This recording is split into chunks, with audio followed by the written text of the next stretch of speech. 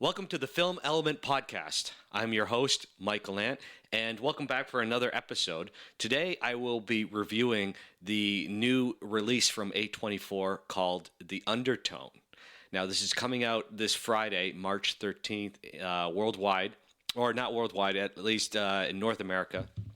And I was actually fortunate enough to get a special screening last night in Toronto with the cast and crew. And so I had just seen it last night. I'm recording this the next day on Tuesday. I don't know what, I think it's the 10th today. Yes. It's the Mario Day. You know, when you put MAR and 10 and it looks like Mario, it's the official Mario Day. I might actually be wrong. But anyway, so I'm recording this having seen it just last night.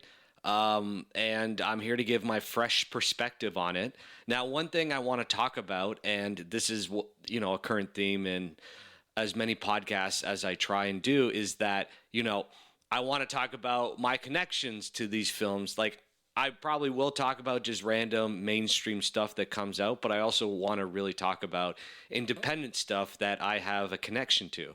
Now, this film was produced in Toronto. It was filmed in Toronto, and so my connection to it is, it's not a deep one, but basically everyone that made this film, most of the people that made this film are somebody I've worked with or associated with. Now, specifically, there are two producers. This was produced by one of the production houses was called Black Fawn Films.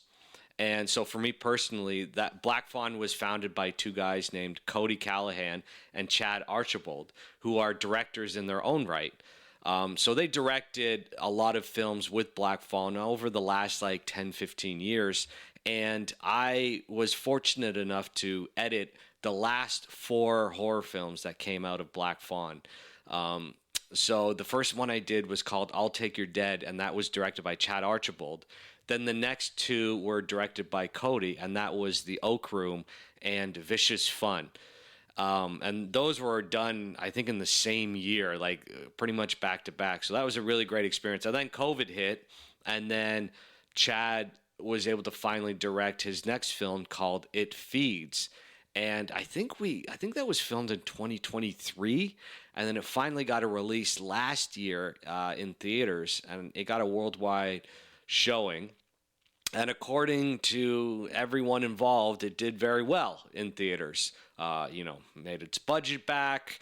Everyone that was associated with it was actually very happy with how that turned out. So that was probably the biggest film I've ever been associated with. That starred Ashley Greene and Shawn Ashmore, respectively. And so they're on this great upward trajectory, Black Fawn, with a lot of successful films. In my opinion, the last 4, I know I'm probably biased in saying this, but the last 4 that they did were definitely the best films that they had done, and they seem to just get progressively better. I like all of them, all 4 of those films that I worked on equally in a lot of ways. The last one, It Feeds, was certainly a step up in production value and just scope and ambition. And I think that paid off in a lot of great ways. So I think if you're in Canada, I think it's on Crave. That's called It Feeds. And so this, not only do they direct their own stuff, but they're also a distribution arm. So they, then they specify in horror. So a lot of independent filmmakers release their films through Black Fawn or even get financing. So, and that seemed to be the case with this one, Undertone, that was filmed I don't know how long ago, maybe a year or 2 ago. And it was written and directed by Ian Tucson. And so I'm very close with Chad and Cody because of those 4 films. And Cody was one of the main producers on Undertone. And so that's one connection I had. But then on top of it, you guys have heard me talk about a film that I made back in May called Back Pay. And I'm going to talk about this in every podcast and every situation I can, because I got to get the word out so that when it comes out, you guys are like, oh, there's Back Pay. He's been talking about this forever, talking our ear off. So one of my castmates in that film, her name is Saled Calderon. You've probably heard me mention her before. She So the timeline is funny because I had. Let's rewind a little bit. So the story of how this tiny little indie feature, Undertone, got on the radar of A24 is that it premiered at Fantasia over the summer. And as Chad has told me, and Cody as well, that there was basically a bidding war for it through many different studios. I don't know who all was involved. I know Eli Roth was one of the people. Eli Roth, Chad, Cody, and even myself all have a bit of a connection. We've all directed for him before. I worked on a show of his called Urban Legend, and I was fortunate enough to direct the season finale. And Chad, and he's a big fan of Chad and Cody's because of obviously they're pretty well known in Canada and I think internationally. Black Fawn, has a strong brand, especially in the horror space. Some would argue they're the Canadian Blumhouse, which, is obviously a great mention in my opinion. But it feels like their material has never really broken through the way a lot of us think it should. And now, obviously, Undertone seems to be where that's happening. So Undertone, and this is a Variety article that has talked about this, but Undertone was bid on by, I think, 5 or 6 studios and then eventually was won by A24, who made, according to the article, a 7-figure offer. And that sent shockwaves through the Canadian film industry because an acquisition of that size and that high profile is just not something that we've seen, certainly not seen enough of. And you've probably heard me talk about it in previous podcasts. But this was a big moment. This was a really great sort of validation for a lot of Canadian filmmakers by, a U.S. studio recognizing that not only are we making stuff up here on our own, but we are making stuff that is marketable and valuable and has real revenue potential. And that's not something we talk about very often. We always just sort of accept this second-class citizenry in the film industry that, listen, we can make whatever we want, spend however much we want, but at the end of the day, we're not going to compete with the U.S. I think this sent a really big message that, no, even a really tiny Canadian film can compete on that level. Now, where we end up with all of this, who knows? Did they overpay? You would like to think not. I'm sure that they didn't because, and I'm sure we're going to see this when it releases this weekend, that, the money was worth it. So that's a really incredible thing. And obviously Cody is associated specifically with that as one of the producers. So to watch him, I watched him on one side of this, break his back with his films and producing and just, we're all just trying to get these films recognized. And then to have something like this happen over the summer is just, you couldn't be happier for someone like that. And, everyone involved is so deserving. And so going back to my connection, so I had sent Saled the article of that. And I was like, hey, check this out. Like, I'm not saying this could happen to our film, and I sent it to everybody, but I know the guys that this happened to, and this is crazy. So anyway, apparently on her own, she met the director at TIFF, and then he was interested in putting her in the film. And I sent him a clip from my film. He reached out to me or someone connected us, and I sent him a clip of her in my film, and she ended up getting the role. Was it because of that or something else? I don't know. Not really important, but either way, she's deserving. And then she brought him to my 40th birthday, and I finally met this famous director that defied the odds of this tiny film becoming an A24 mega acquisition. And I like Ian a lot, and I was blown away just by how soft-spoken and easygoing he was, especially now that I've seen the film and I see how intense it is to know that this was made by a very unassuming, nice guy.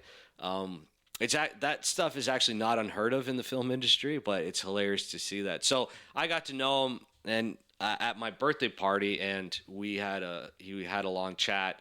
And at the time, and I can talk about this now because it's it's common knowledge. But at the time, he told me that he pitched and eventually got the new Paranormal Activity film, which is a great achievement, just based off of the unreleased Undertone. And so, then the film went on to go to Sundance, did really well there, and the hype machine just kept moving.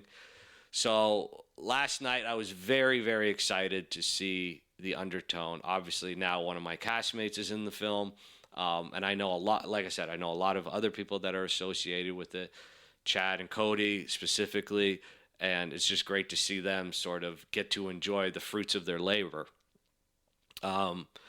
So that's sort of my connection. So I went in, obviously, someone in that position, you're now asking, well, you're going to be honest about your review now that you have all these people that are connected to it. And you know what? The answer is yes.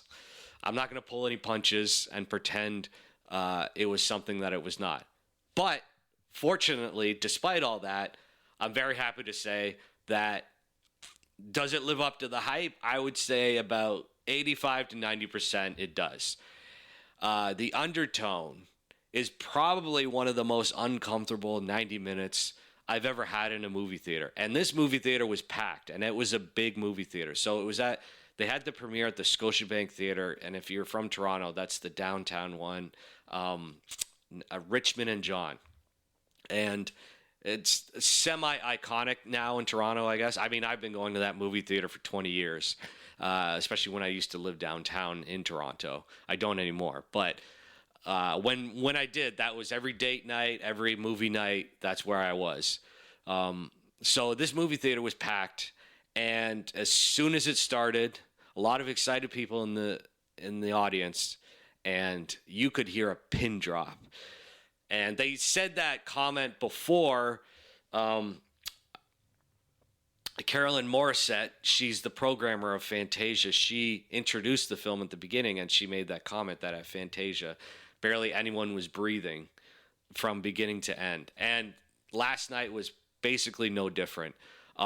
This movie is tense, and it's tense in a very unnerving and uncomfortable way. First off, I'll try not to spoil anything from the beginning, and then when I do start spoiling, I'll let you know, because this is even before the film has come out, so I don't want to ruin the experience for anybody. But this film is very uncomfortable. To start off, they film it inside, supposedly, Ian's house, Ian Tucson, the director. And it's based off of an experience he had with some ailing parents who were, near the end of their life. And so they film it in the house that I guess a lot of this happened. And the house is, like I was telling Cody last night, there is not even an exterior shot, I don't believe. Maybe there is, and I didn't, but he confirmed it with me. He said, yeah, there's no exteriors. It's all the house. It's basically just two rooms for the majority of the film, almost all at night. And on top of it, the house isn't even an overly impressive house. Like, it doesn't have gothic tinges to it. It's almost more relatable because it's a house you recognize, or you feel like you might have grown up in, or your friend's house that you might have had a sleepover at. And upstairs, they had the one thing, there's a very great stairway, like not a spiral stairway, but like one of those curvy stairways that like go slightly to the right. So that was a nice little theatrical piece, a cinematic piece, especially for a certain point in the film, a very certain point, scary point in the film that I'll get into later. But then you get upstairs, and it's like there's nothing even interesting on the walls. There's a few like Catholic paintings, but it was almost drab in a way, in a very indie way. And you go, I think this all helps. It's just crazy to think about. So the film starts. Basically, the film. I will give a summary at the very beginning. Uh, a podcaster. I don't know if she's a true crime or probably supernatural podcaster. Receives 10 audio files from a mysterious source, and her co-host, who you never see, just hear, go through each audio file, and it's about a couple, I believe, that is experiencing some form of strange possession, specifically the wife, who I believe is pregnant, or she finds out that she's pregnant. And they just get, with every clip, things just get progressively more and more creepy and unnerving. And then while our main character is listening to this, she's also caring for her ailing mom.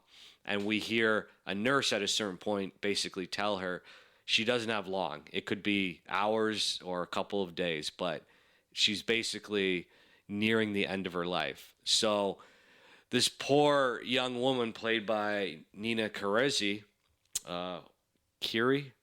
I apologize, Nina, if I'm getting that wrong. I should have locked that down before I started this. But anyway, incredible actress, basically carries the film on her shoulders because it's basically all her. She's caretaking for her ailing mom, and then in between doing that, she spends her downtime listening and producing this supernatural podcast and listening to those audio files that are coming in.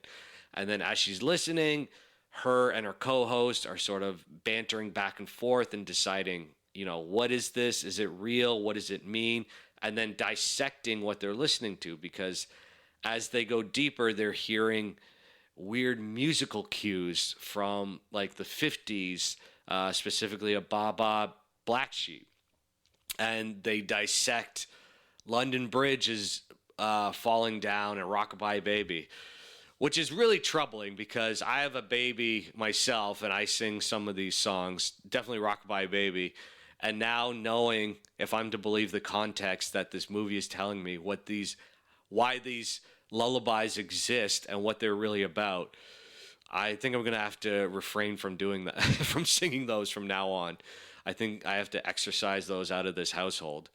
And then, so things just sort of spiral out of control there. A lot of sounds start happening, and it starts to feel like our main character is being haunted by our own dying mother upstairs, who we don't see a lot of, and they're very smart to hide what's actually going on.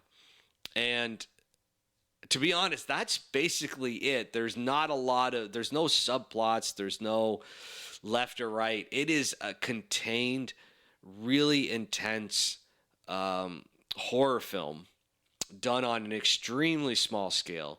But this is where I think horror always benefits, is that horror works the less you know about what you're going into. And I say that when horror is contained, it can create claustrophobia.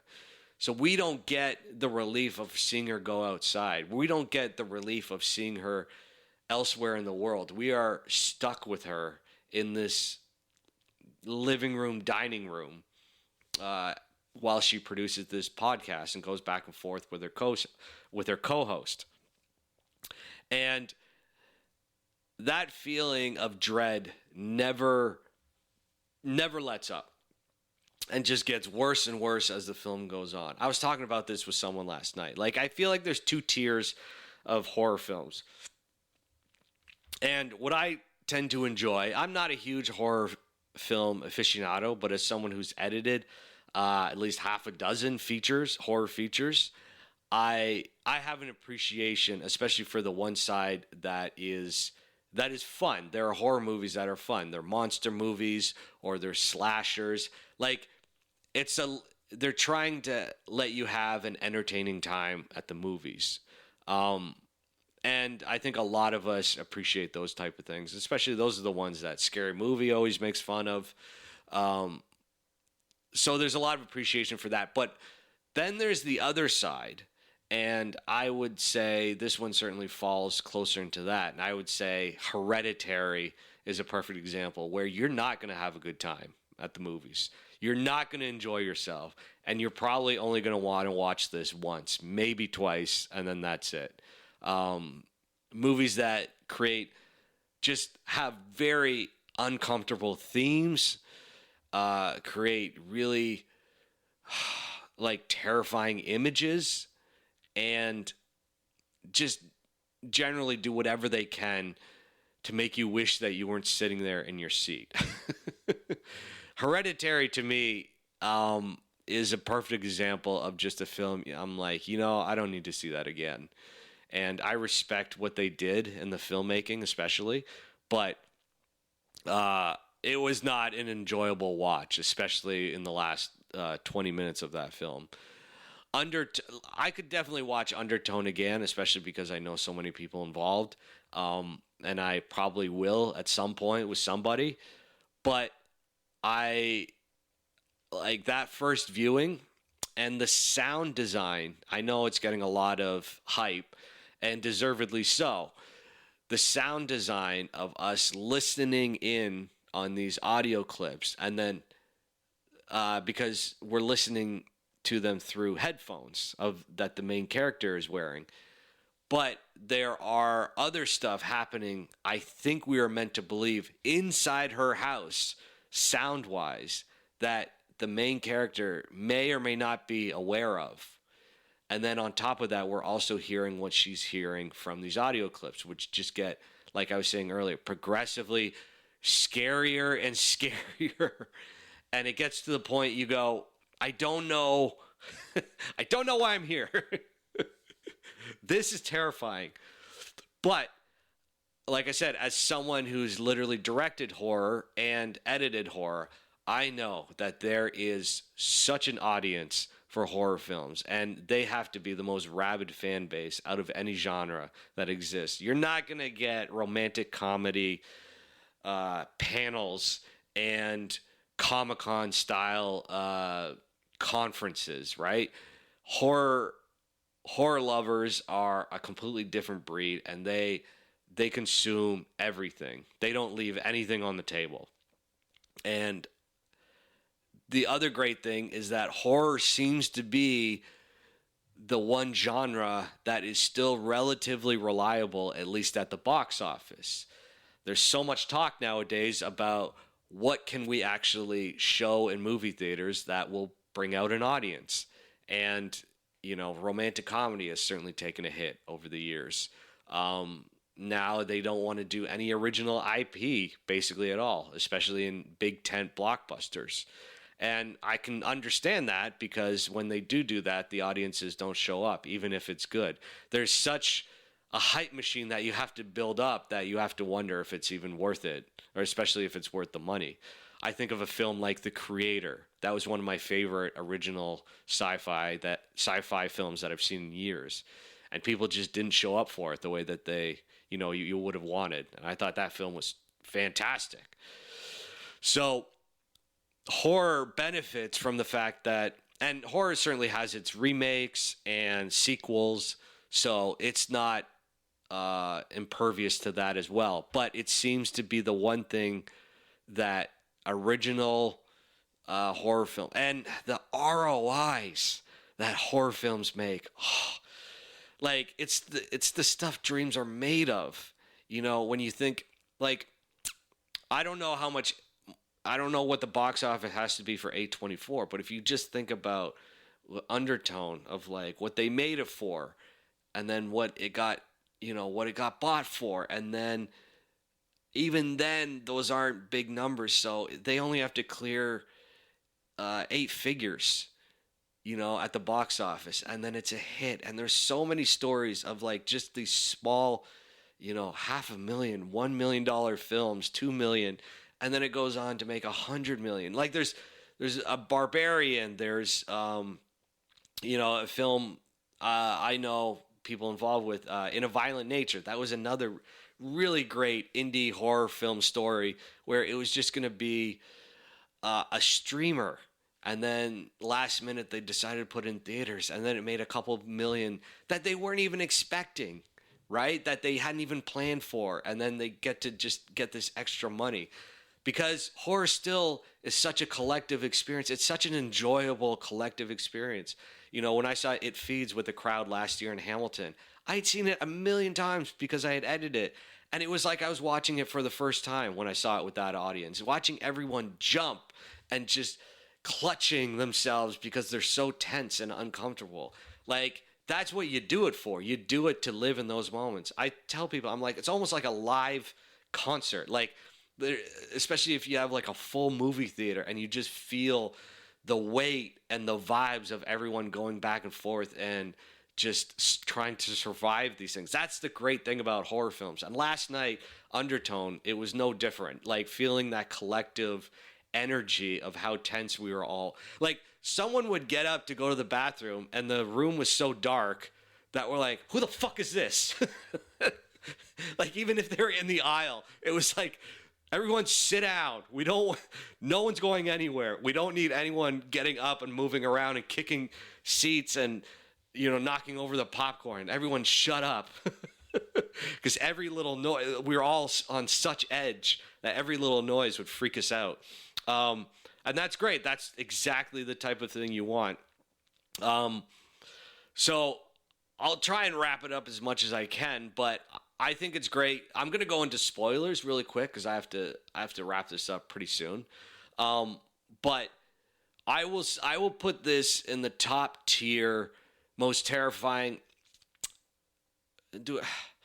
Was I scared during the movie, or was I tense? And I would say I was more tense.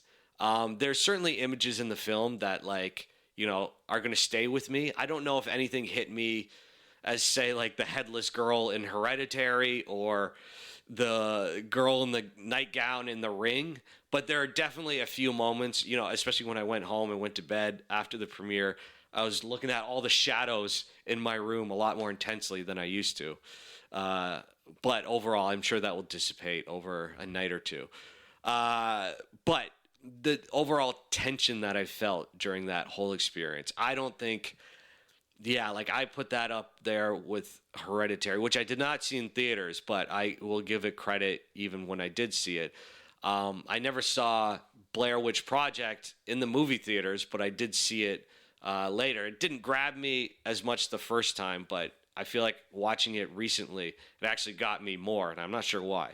But I think the most intense horror film experience I've ever had was The Ring, because I saw that in a movie theater. And I couldn't sleep for days after that one. Just little girls in nightgowns scare the bejesus out of me. So yeah, I would put Undertone in that top pantheon of, you know, just intense, no one can breathe, no one can move films. And I think that's as high praise as you can get it. It's like, and I give so much credit to Ian and his editing, you know, just in the cinematography. Like, there are all these angles where you're like, is something in the corner? Like, you spend half the film with these off-kilter angles of the lead actress doing her dialogue, and it's not conventional coverage where, you know, you have looking space, you know, you have rule of thirds and looking space. They play with that a lot, and they hold on, like, darkness. And you're like, is something coming out of that? When is something coming out of that? Because this is all I care about, and it just creates this incredible tension. It's so well done. So I'll go into quick spoilers here. So if you don't want to be spoiled, turn it off now, I guess. But my final verdict as a story, and I was thinking about this, horror films are tough, especially because the more you reveal and the more you explain, the more that the air gets taken out of the tension, specifically in horror. I think of a movie like M. Night Shyamalan's Old, where I was so into it, and then in the end, not to spoil if you haven't seen Old, they explain why they're getting old. And it goes off on a very unscary tangent in the last act of the film.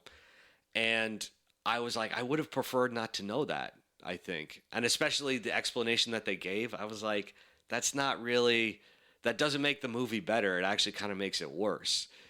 And even Hereditary, I would say, once, like, Hereditary is interesting, and I felt this way about Weapons too. There's so much great tension, and then they explain, oh, by the way, this is what's going on. And in Hereditary and Weapons, not to spoil those two, but spoiler, basically the answer is, oh, by the way, magic is real.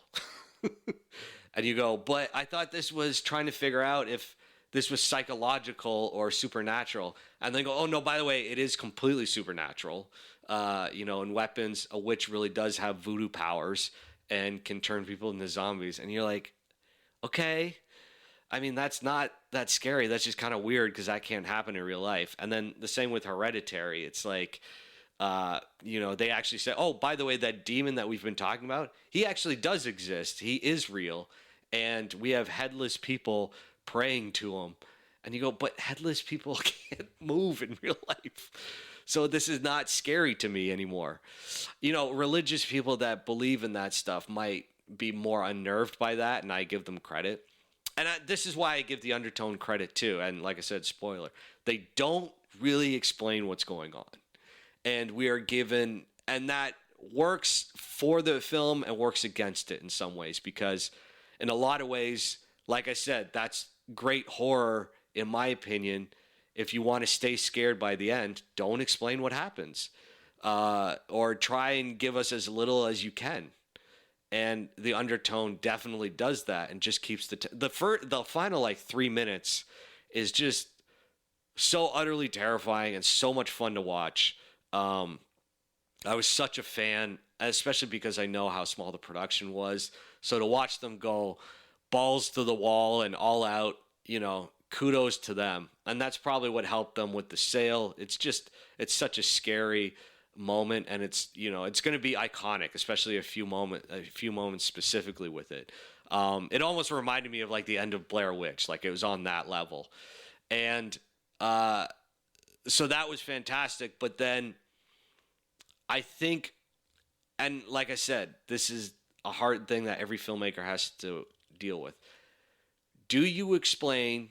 You have to find the perfect balance between exposition, explanation, and letting the audience decide for themselves. If a movie over-explains itself, it becomes very boring, right? That's writing 101. Don't overdo it. But another bad trope of bad writing is, especially with independent films, is don't under-explain it. Because at a certain point, we're not even going to know what's going on, so there's nothing that we can clam onto, right? I think Tenet is a perfect example of, you have to watch Tenet a few times to actually figure out what was going on. And I know a lot of people said that about the first Mission Impossible as well. You have, as filmmakers, that's the secret sauce. That's the midline, the blue line. You have to find that perfect balance of explaining enough, but not too much. Explaining enough that people know what's going on, but not too much that you can keep the tension, right? So you have to find that mid-ground. And, a lot of people do it better than others, but even top-tier directors sometimes struggle with that. I think Undertone, for me personally, I would have liked just a little bit more understanding of why this was happening. And, there was a lot of debate when it ended, and I had a couple conversations with other people. I was like, so what did that mean? And because basically, like I said, I'm in spoilers, so the last 3 minutes happen. It's super scary, all this great stuff. It all builds up to this moment, and then it just ends. And it cuts to credits. And I think that's a spectacular choice, just in terms of like I was saying earlier, I don't know what happened, and they don't explain it. And that's a lot of fun just to leave it there. But I would say I just wish I knew, and maybe if I watch it again, I'll get another explanation. I'll sort of be able to piece it more together. But I felt that I was missing just a little bit of how we ended up here. But that's just, that's nitpicky. I don't think anyone's going to care I mean, I've seen reviews kind of touch on this point as well, that it sort of doesn't add up right at the end. But again, I think you go on such a ride that that's okay sometimes. And what, like, teenagers and young people are going to go see this. They're going to go see it on dates, and people are going to be watching this through their fingers. Like, just like I was doing this at points. When I thought I saw a character in the darkness, I was just like, doing the squinting with the one eye. Is like, I just don't want to be freaked out by what's about to come out, jump out of the shadows.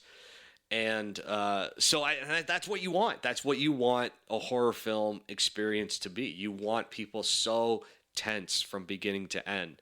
So yeah, Ian made a very specific choice where he ended the film, and I think it works for the most part.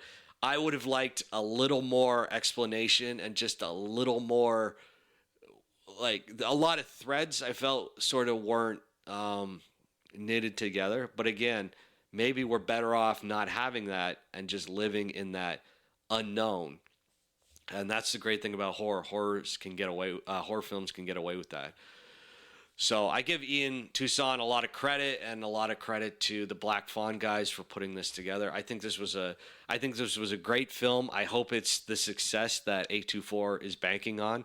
It seems to be getting the hype and recognition that it deserves. So yes, that's my review of The Undertone. Thanks for watching. If you're on YouTube, please like, subscribe, share, even if you feel like doing that. If you're listening on Spotify, like, subscribe, Spotify, Apple Podcasts, wherever you're finding this podcast. I keep seeing it pop up in different spots. I would greatly appreciate it. So thanks for watching.